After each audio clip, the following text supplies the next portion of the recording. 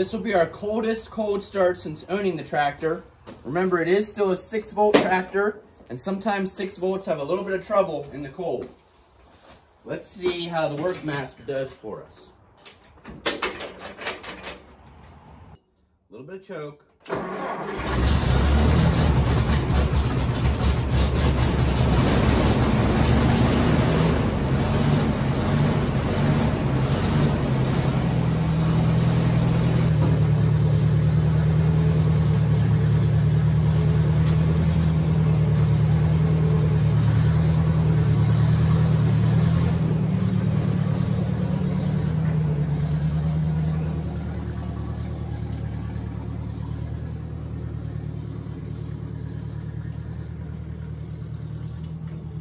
Welcome back to Purple Collar Lathe. In today's video, it's just a short video about shed reorganizing for wintertime. I shift what's in the front and what's in the back based on the season. So I need to do some movement of equipment in here so that we're ready for winter. So one of the things I need to do first off this morning on this cold morning is get some things moved around here in the shed. I want to be able to get the split fire out a little bit easier. So I'm going to move the bucket for the John Deere. Going to move the old wheelbarrow and the Cub Cadet lawn cart so that I can hopefully shift the 2-bottom plow over to where the lawn cart is. That'll let me put the brush hog right here at the very back of the shed, out of the way, because I think we're probably done with the brush hog until springtime.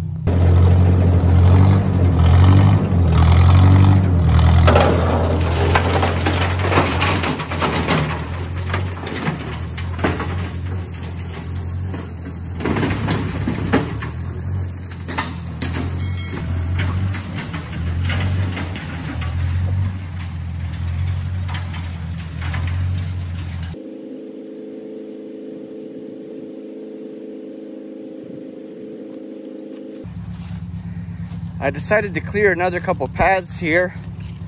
I don't know if you could tell in the video or not, but I ran into this big metal cable.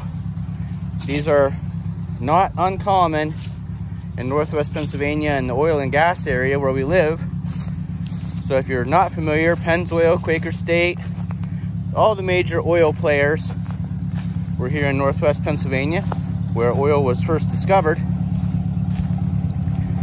But I caught another cable, probably the same one,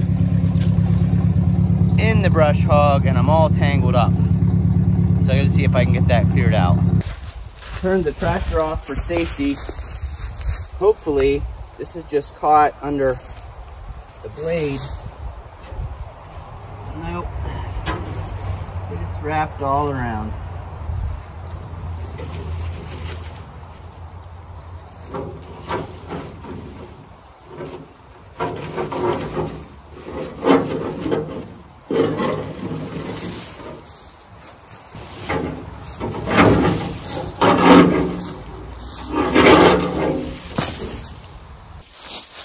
Grabbed a pair of gloves because I don't know exactly when my last tetanus shot was, but I do know I don't want my next one to be later today.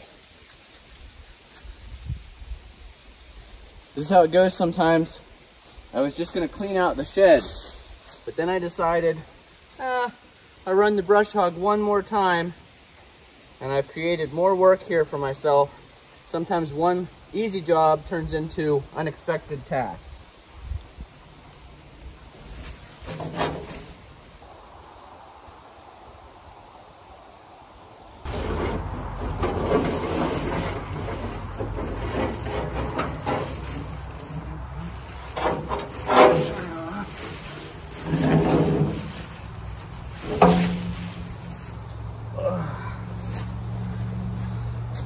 We're clear.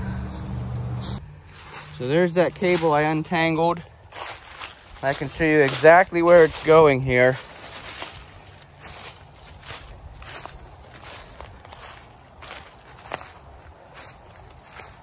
There were oil rigs and pumps here on our land. Right here is one of the old barrels. Right here is a concrete pad. You can see those big bolts sticking up. If this all wasn't covered with leaves and moss, that's a square pad. And this is a big, like a big railroad tie, but way bigger than a railroad tie. Not exactly sure what it was for. And then if you look back in the woods there, see another oil barrel. There's all kinds of that stuff back here. Well, look what else I found here in the woods. An old iron. And that thing is heavy. This is an old Westinghouse iron. And the bottom feels like it's just a solid piece. In order to continue on with the task we intended to do today, no more messing around with the brush hog. We're going to back it out of here. Another day I'll bring a tractor and see if I can just yank all this cable. It's going to go for hundreds of feet probably, but that might make some good metal scrap. It's very heavy.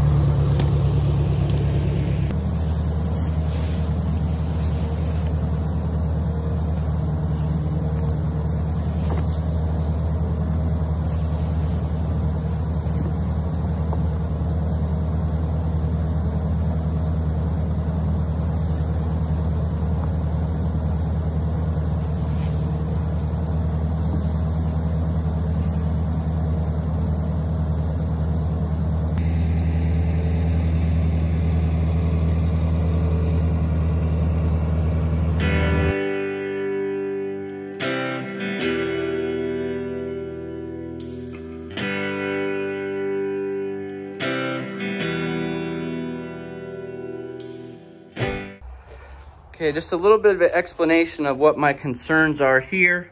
I want to get this skid all the way to the left, but I do have a Curtis cab on my John Deere, and you can see my shed used to end right here, so there's supports up there, and I can't get my John Deere underneath that without hitting the roof. I wish I had side shift on those forks, but what I'm going to do is put the forks all the way to the left-hand side of the tractor, if you're sitting on the seat, and see how close I can get to putting it on that edge without hitting that beam. By moving the forks all the way to the side, that should be able to get as close as possible to the edge.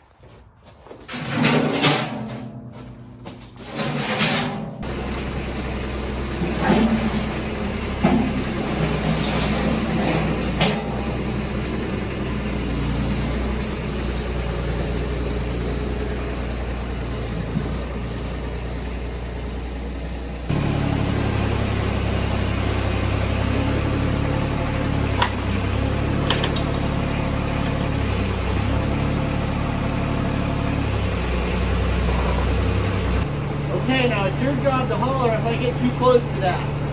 Pay attention.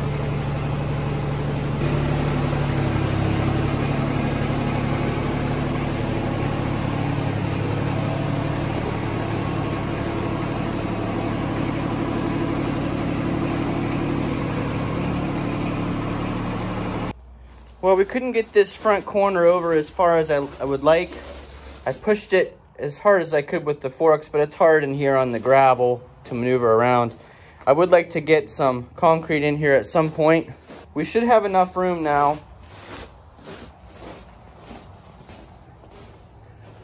to set the brush hog right there.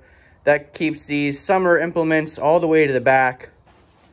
Gives us room in the front for the log splitter, the tractor.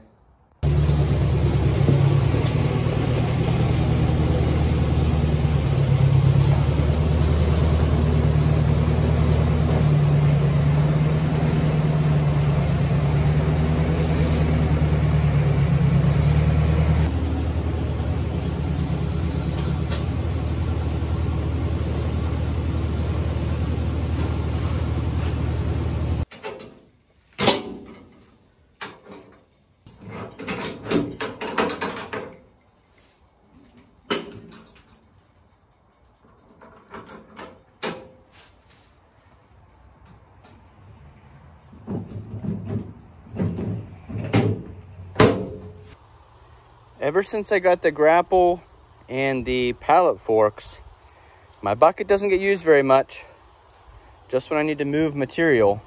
But the majority of the time, the tractor looks just like that with the forks on it. That's what I use the most. Use the grapple sometimes, but I'm gonna say 90% of the time, it's the forks. One of the things I do need to work on before winter, I have had trouble. I put these boards down and poured a channel full of cement so that I'd have something to drop the lock bar down through on the door. But the problem is, in the wintertime, I didn't go deep enough and the frost heaves this all up. And when the door's on top of it and it heaves up, that makes it impossible to get into the shed in the wintertime. So that's gonna be something I work on before wintertime. If you guys have ideas, my initial thought is just to take all that boards and cement out of there so that if it does heave up, it's not those boards and cement pushing up on my doors, keeping me from opening the shed. Love to hear your suggestions down below in the comments. Well, that'll do it for this short video about organizing the shed. You can see I'm gonna leave the split fire out because I've got plenty of wood to split and lots to do today. Thanks for watching. If you found this video entertaining or informative, we'd love if you give us a thumbs up. And if you're not already following us along, click that subscribe button and the bell to get notified when we put out new videos. Thanks for watching. We'll see you again the next time. Plenty of room in here now.